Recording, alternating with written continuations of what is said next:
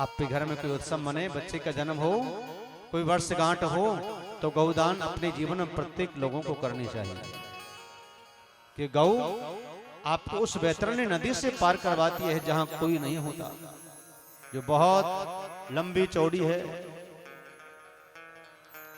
बहुत योजन लंबी चौड़ी है, जहां कोई और पार नहीं कराता।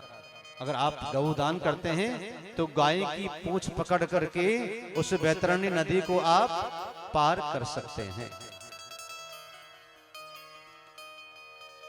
कहने का अभिप्राय, बहुत गायों का दान किया और अपने गुरुदेव को बुलाया, पुरोहित को, बहुत ब्राह्मणों को साथ में लेकर के आए और ब्राह्मणों के साथ में स्वस्ति वाचन करवाया, मंगल श्लोक, मांगलिक श्लोक बुलवाए। सब ब्राह्मणों ने सस्वर श्लोक का श्लोक बोले, श्लोकों की वेद ध्वनि करी।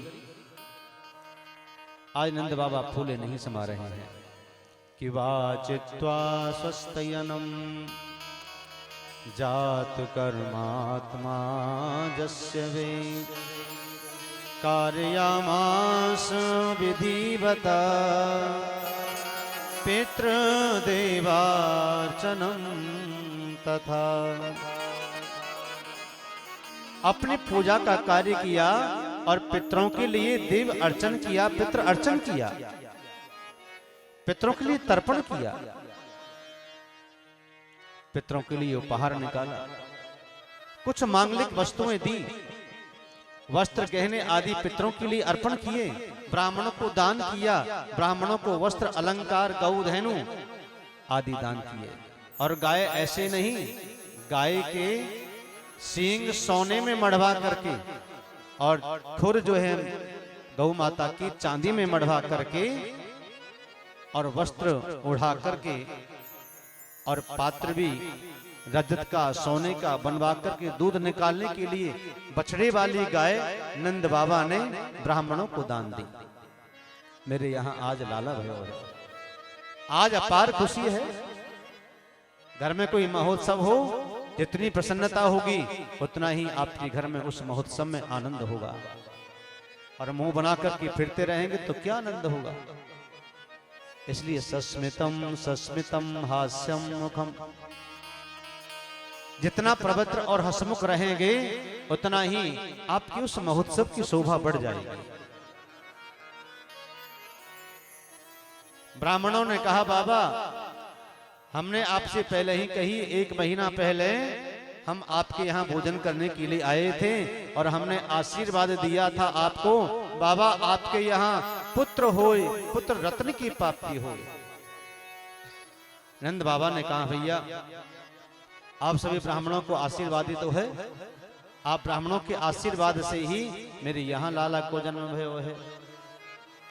सभी ब्राह्मणों ने खूब दान दिया, सभी ब्राह्मणों ने खूब आशीर्वाद दिया और नंद बाबा ने खूब दान दिया। इधर मैया यशोदा फूली नहीं समा रही थी। मैया यशोदा ने कहा, अरे नंदा सुनंदा अपने नंदों से कि तुम्हें कहा चाहिए मेरे लाला के भय में जो तुम मांगोगी मैं तुम्हें वही दूंगी। अब नंदा सुनंदा की, यशोदा की नंद जो हैं उनकी नजर अपने भाभी की यानी कि यशोदा के पास एक 9 लखा हार था, बड़ा सुंदर। उस हार के ऊपर थी। नंद जो आती हैं भाभी का जापा करने के लिए, मन में बड़ा प्रलोभन होता है कि भाभी और भैया हमें बहुत ढेर सारा धन देंगे, लेकिन कई नंद तो हद करती है।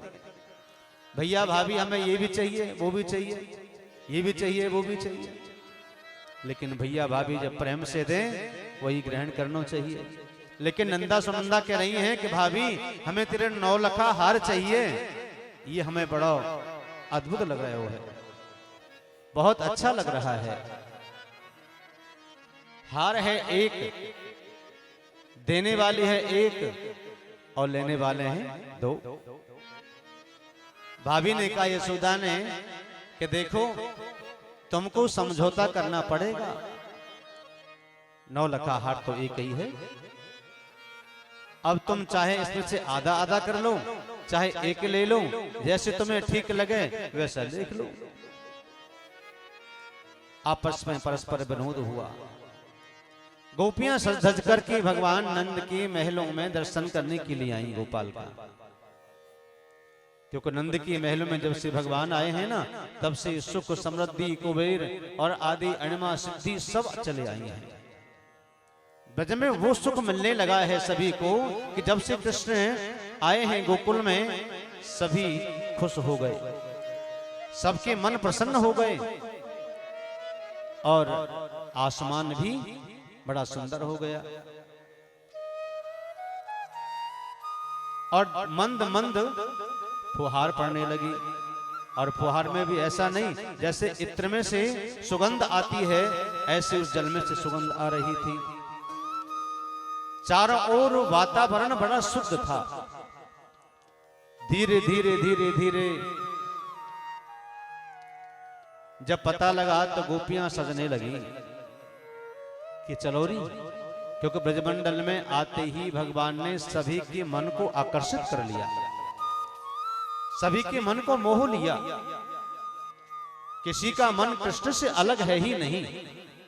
सभी विचार कर रही हैं कि जब से कृष्ण आए हैं हमारे गोकुल में, तब से हम सबका मन बड़ा आकर्षित हो गया है। मन चाहता है, जी चाहता है कि जी भर के कृष्ण का दर्शन करती रहें, करती रहें, करती ही रहें, एक तक नजर हटे नहीं। गोविंद का वो प्रेम है।